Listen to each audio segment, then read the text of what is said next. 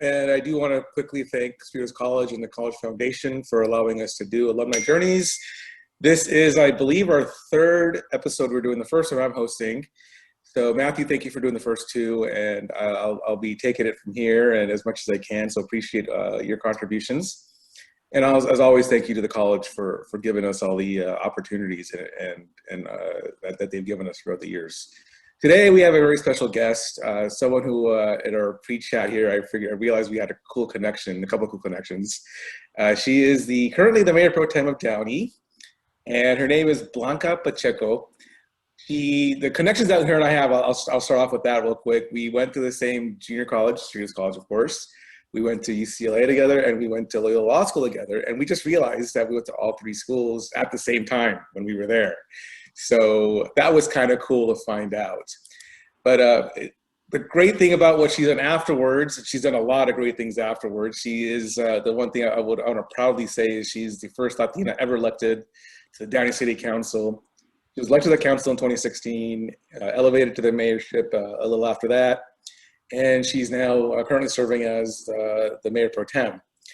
She's also a practicing attorney. She passed the bar in 2003. She's also been quite active in the community. She's been a member of the Kiwanis Club of Downey.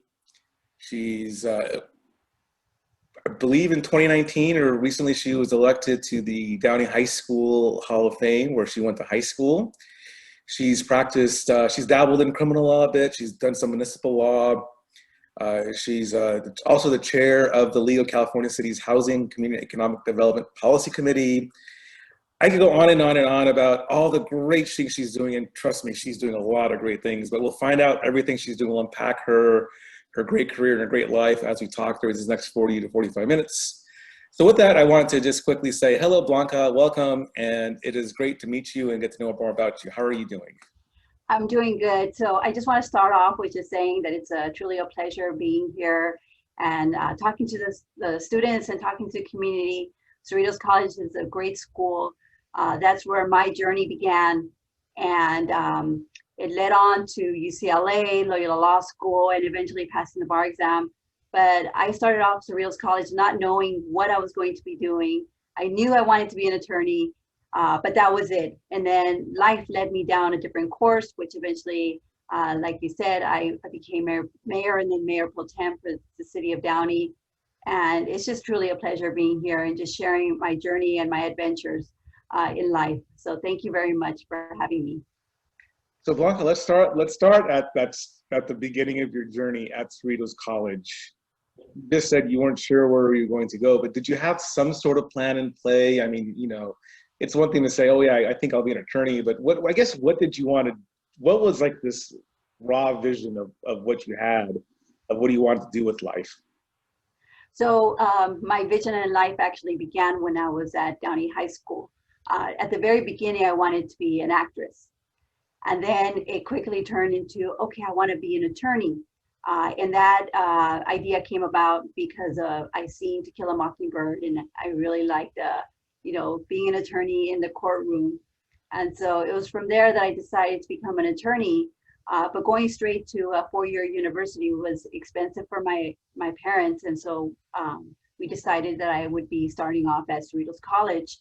But when I started off at Cerritos College, my vision was, again, to be an attorney. And I even thought, okay, I'll be a judge one day. But it was very linear. Okay, I'll be an attorney, and then one day I'll be a judge. But again, never in my wildest dreams did I ever think I would ever run for office. So if you could quickly fast forward and tell us, when did the thought come into your head that public service was the path for you? So the way it began, and I tell everyone this, it started off with Kiwanis Club of Downey. I was introduced to our Kiwanis Club back in 2012. And I joined the club. I enjoyed the people that were in the club. We did a lot of service projects that involved helping the youth. That it led to me becoming the president of our club. And I got our club involved with the city. And that led on to me meeting elected officials here in our city, who then convinced me to run for office. which at first I thought, no, I can't do it. But I was asked by several people, and I eventually asked my parents. And once I seen they were completely on board, I decided to run for office. And after I won, I realized that I was the first Latina to become elected in our city, which I was actually surprised because we've had Latinos before on council, but I was the first Latina. And it's exciting that now we have another two Latinas who are on our city council. So much has happened in the last couple of years because I got elected in 2016. So when you were elected, what was kind of then going through your head in terms of the responsibilities you felt you had? And what was the hope you also had in terms of like, all right, now I have a position of power that I could actually make a difference. What did you want to do with that? So I ran because I wanted to be a spokesperson for the people. I've always wanted to help people. That's why I became an attorney, because my goal in life was to, defend people and help people. And so once I was elected, I wanted to be the voice for the residents by taking care of the little things, because it's the little things that are important to the residents. It's making sure their streets are paved, making sure that their concerns are addressed, making sure that they're heard and that they have someone that they can easily reach out to. So there's a lot of residents here in Downey that actually have my cell number, and whenever they have a concern, they text me, and that was important for me. So now let's back up from that and take you back to 2002 when you finished law school, and now you're working for the bar, or to pass the bar. You went to Loyola, which has actually a great public interest law program. Because obviously your visions of being in the public didn't start in 2016. I would say probably with that, even if you knew it or not, it probably started during your law school days. So what was it about being an attorney that felt would empower you to make a difference, to kind of be a person that could help people fill whatever gaps they have in their lives? So I started off actually practicing criminal defense because I wanted to, help people who had been, charged with crimes, and I wanted to defend people. Again, because my whole purpose in life has been to help others. So that's why my career actually started off with doing, defense work for people who had been charged with a crime. But you're right, public service actually started off at Loyola because there's a requirement that we have to do a certain number of pro bono work. And I actually did my pro bono work at the mediation, the Center for Conflict Resolution on campus. And so doing that, I help people. And so I think going to a school like Loyola instilled in me helping others. So after I graduated, like I said, I started doing criminal defense, and then eventually it led over to doing living trust and trust work, with most of my clients being Spanish-speaking clients. Okay. And as generally as you can you give us any real-world examples of some of the community service you've done, some of the people you've helped? I mean, without giving away too much, based on confidentiality, what great examples have you experienced of you actually making a difference in people's lives? So a couple of times I've had residents reach out to me and say, thank you, my street was paved. Thank you for putting a dead end sign on my street. Thank you for having more police cover our neighborhoods. I even one time had a resident send me a letter saying that I was a godsend. And it just makes my day because I was able to help people and make an impact. But I also want to share another project that we had here in our city. So for me, it's because of Kiwanis, it's always been about helping the youth. So when I became mayor, I wanted to do something for the youth. So it actually happened, fortunately, because of COVID. in 2019 when I was Mayor Pro Tem back then, we created a program for girls. It was called Girls on Fire. It was a program to help middle school and high school girls deal with important topics like cyberbullying, self-defense, body image, healthy relationships, and proper social media etiquette, which are important topics for young girls. So we had a 3-day, half-day workshop, and we had approximately 100 participants attend. It was an empowering girls workshop. And what was nice is that there were a couple of girls that were dealing with some issues at home. And because we had female officers there talking to the girls felt comfortable talking to the officers and letting them know what their issues were, and so that they could get help. And that made my day, because again, I was there helping the girls, and the ones that needed help, at least they knew where to go and they were able to get that help. So that's why I say it's the little things that mean a lot to me. That's amazing. Excellent. I want to take a slight deviation and ask you a few questions that were sent to us via our sign-up sheet that we had online prior to our Zoom chat today. And so I'll just read you the questions that were sent our way, and then we'll kind of go down that path for a few minutes.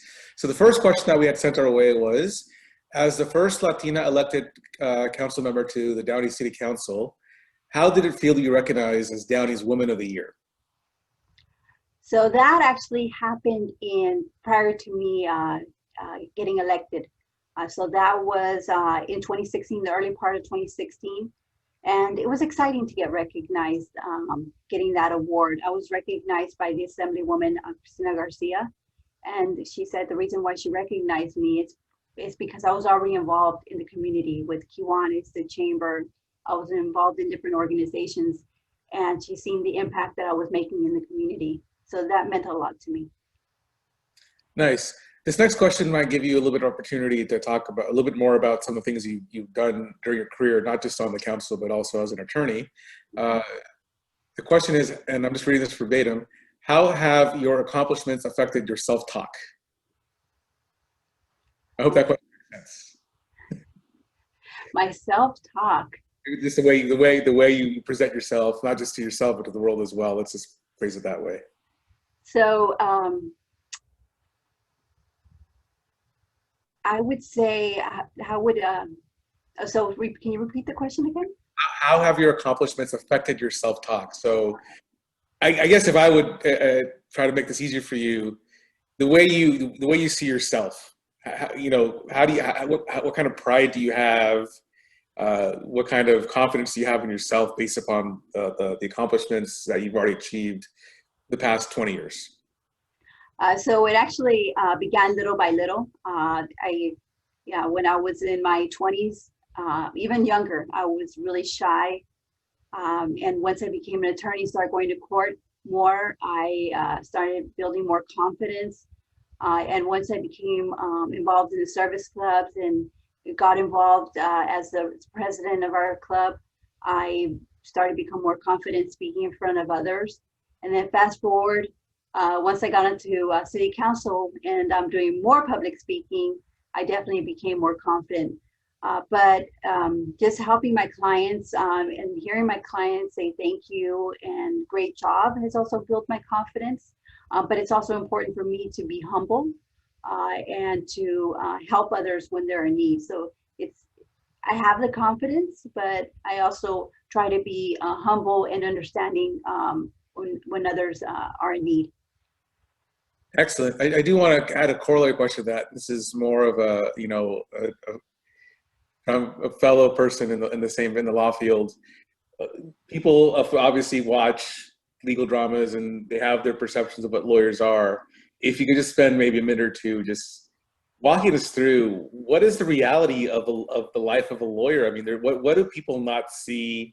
What are some of the perceptions that people have that just aren't true about who we are as a profession? So typically and it all depends on the area of law that you practice. But my typical day is just more transactional. I'm doing contracts and working in front of the computer. I think people's perception is the what they see on TV, the exciting life, always in the courtroom. And it's a fast-paced life because even in like criminal cases, it takes a long time for a case to go to trial. So people always think, oh, it's a really quick trial. It goes by really quick, but you see these cases and sometimes they last a year to 2 years before they go to trial. And actually most of them even settle, Right. which people don't know. Yeah. So it's just a lot of work, a lot of mental work. Yeah. All right. This next question from our audience: in what ways has the pandemic affected you, and how has it impacted your career? So my career, it hasn't affected it. I'm just as busy as before because attorneys are always in need. Everyone always needs an attorney. But I am at home more often. As elected official, I used to always travel to different conferences, and now everything's on Zoom. Yeah. So I'm at home more often. So it's given me an opportunity to actually spend more time with my dogs, which they're really happy. And I haven't really gone anywhere, no vacations. So it's been a little lonely, but my parents do live here in the city, so I visit them quite often. But besides that, I can't really complain because at the end of the day, I'm healthy. Right. Very true. Very true. Our last user submitted question is: what advice do you have for someone starting out in the business world? So the advice that I would have for anybody starting off in any career, the business world or anything, is be focused. Whatever your passion is, make sure that you see the goal and make sure to celebrate every accomplishment. And when I say that, I mean like for us, our first accomplishment was graduating Cerritos College. Be proud of that. Be proud of that first step, and then set your goal for your next step, graduating from UCLA.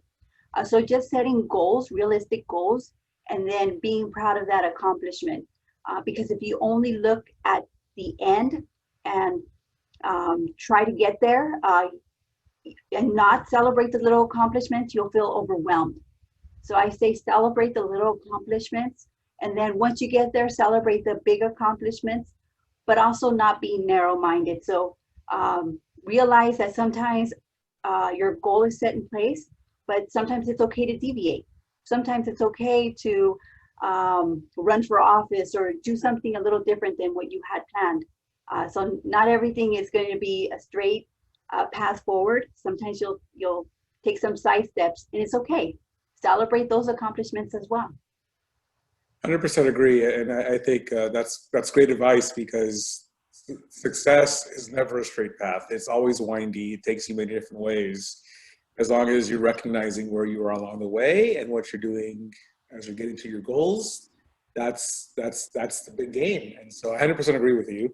And so I want to go back to Cerritos College and talk about the 2-3 years that you were here at the school. Tell us broadly, first of all, what was the experience like? Why did you pick Cerritos College specifically? And what was the biggest lesson you learned from your time at the school? So it may sound silly, but the reason why I picked Cerritos College is because all my friends from Downey were going to Cerritos College. So most of my friends from Downey High School went to Cerritos College.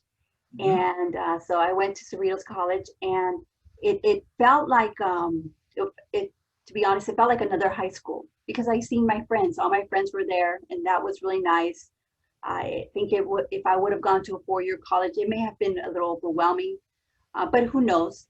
But I really enjoyed being at Cerritos because it had that high school feel, but different because we were able to select our own classes and our own schedules. And I really enjoyed the professors at Cerritos College. I took some really good professors for English, for political science. So I had a really good time. I ended up getting an Associate of Arts in political science, and I really liked the subject. But the professors were just amazing. I really, really enjoyed the professors at Cerritos College.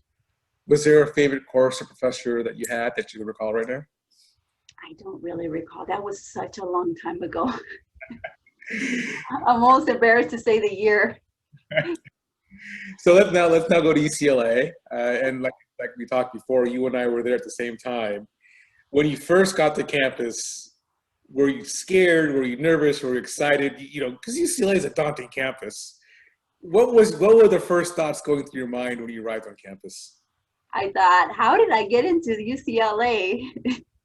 I was nervous. I thought, oh no, everybody here is going to be really smart. It's going to be so different from Cerritos College. I better study really hard. I better study harder than I did before. And then once I started the school year, I did really well. I was getting A's and B's. So once I started, it wasn't as overwhelming, but the thought of going to UCLA was scary. And it was a big campus too, and a lot of students. Yeah. What about your time at Cerritos College helped you prepare to be successful at UCLA? So what helped me, honestly, were the professors, because they were actually able to build the building blocks to help me succeed once I got to UCLA. Okay. I got to ask you a funny question. Do you remember the other UCLA at Cerritos? Do I remember what? The joke that we had about UCLA at Cerritos? Was it university? What was it? The University of. Left on Alondra. Oh, yes, yes. Yeah, I'll never forget that. University of College left on Alondra, right? Yeah. So we kind of, you know, been going to UCLA even at Cerritos College, right? So. And I think you shared we went to Cerritos and UCLA the same exact years. Right, exactly. And Loyola. So now, and we went to Loyola at the same time. So now let me ask you about Loyola. Now you finished Cerritos College. Now you finished UCLA. You're coming to Loyola Law School. Is your life vision starting to come into focus? And what's going through your head now that you're in grad school and going down this very specific path to become an attorney? What was that like?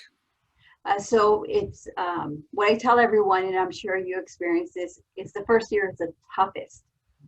The first year was tough because we're learning a new language, because we're learning a new way of thinking. And at the same time, we have professors that are picking on us. And it was really challenging. And also at Loyola Law School, everyone there is extremely smart. And that was intimidating. It was a lot more intimidating than being at UCLA.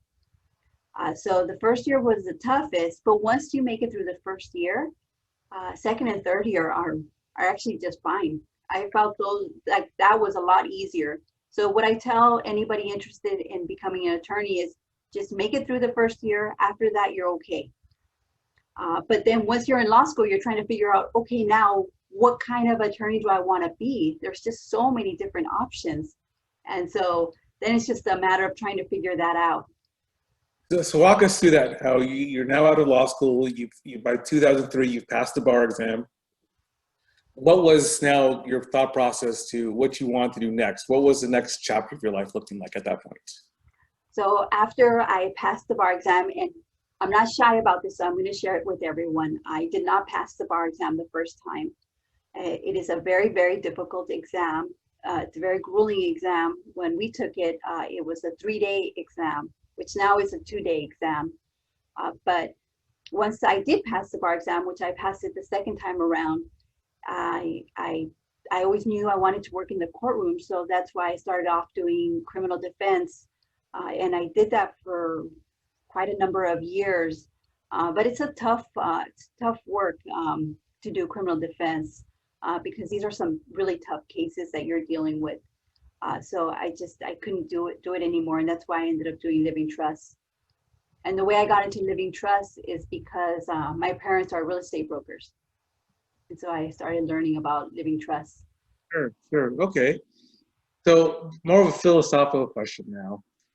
You know, there's a certain image that people have of lawyers. There's a certain image that people have of politicians. you have your toes and your fingers in both fields. But tell us the good that comes out of both professions. I mean, here you are, especially in local politics. I mean, local politics is the lifeline for most people. I mean, more of us are affected by local policies than by national or regional policies. So tell us about just the good that comes out of the work you do. I mean, you shared us some examples of some of the work you've done, but not everybody out there is evil or bad or corrupt, right? Yeah. Running after money, all right? And so what is it about being a lawyer and now a city council member that is actually giving people a path for a better life? So as an attorney, and the jokes are many, where attorneys are known just to care about money and not to be honest. I mean, there was a movie called Liar Liar with Jim Carrey, but also attorneys, they help people. It could be any area of law, family law. People are going through, divorce. An attorney can be a counselor, helping individuals go through the divorce. They can help people with criminal cases, civil cases, where people who people call and ask advice, who people share their problems with. Sometimes a meeting can last 20 minutes or sometimes an hour and a half because people are just really venting and they lay their problems on us for us to solve. And it's nice when we can solve it. And most attorneys actually receive great pleasure in helping people solve their problems and helping people. Most of my friends are like that. And that's why they wanted to become an attorney. And as an elected official, it's the same way. When you're at the local level, you're making more of an impact because people usually they know who their elected officials are. And we're closer to the community so that they can be more engaged with us. And that's what's really important. And that's why I ran for office and why I enjoy being in office, because I enjoy just helping people with just the simple things, whatever their concerns are. Okay. This is a bit of a fun question, and be as creative as you want here, but now, look, you take where you are right now today, and now you're talking to first year at Cerritos College version of you. What are you telling her, and what's the best advice you'd give teenage version of Blanca? Wow. So it'd probably be the same advice that I already shared. But I would tell my younger version, enjoy it. Mm-hmm. Enjoy your time. I remember my parents telling me this, but I would remind my young self, enjoy your time here at Cerritos College. Enjoy your time at UCLA, because those were one of the best years of my life. I made some really good friends, and I have some really fond memories being back in college. That whole learning experience was a lot of fun. Law school, well, that was just rough. Law school was just rough. Law school was, yes. But with the undergrad, that's just some special memories. So I would just tell myself to enjoy the moment, and there's time to, there will always be time to grow and not to worry about being shy. Eventually I'll get over it, but just enjoy that moment. Sure. So we look back now, let's look forward. Where do you see yourself in the next, I'm just going to say that the next 20 years, what are your now goals looking forward? What kind of changes, impacts would you like to see yourself be a part of? So my goal is still to eventually become judge. Mm-hmm. So I'm thinking I might put my application in the next couple years. But there's also several other options available. Mm-hmm. So who knows? Hopefully I get invited back and I can share with you what has occurred as an update. I will invite you back as long as when I appear in front of you as you being on the bench, that you're not punishing me. Then we'll definitely bring you back. I'll try my best. Hopefully, if I'm ever in front of you, it's as a lawyer myself, not as a. That would be nice. Right, but I actually want to ask about that real quick. Being in the courtroom, being in courtroom is daunting, and it looks fun on TV when we see it. When we watch our legal dramas or Legally Blonde. We saw Legally Blonde, and the character just, oh hey, yeah, I'm going to go in front and defend this criminal here or accused criminal. But the reality of a courtroom is so different than what we see on TV and on film. How scared were you? I'm curious. How scared were you the first time you walked to the bed, up to that lawyer's desk, and you had to face a judge and talk to the judge? Were you nervous? Were you freaking out? Were you calm? I mean, what was going through your head? I was extremely nervous because I walked up. I'm really young.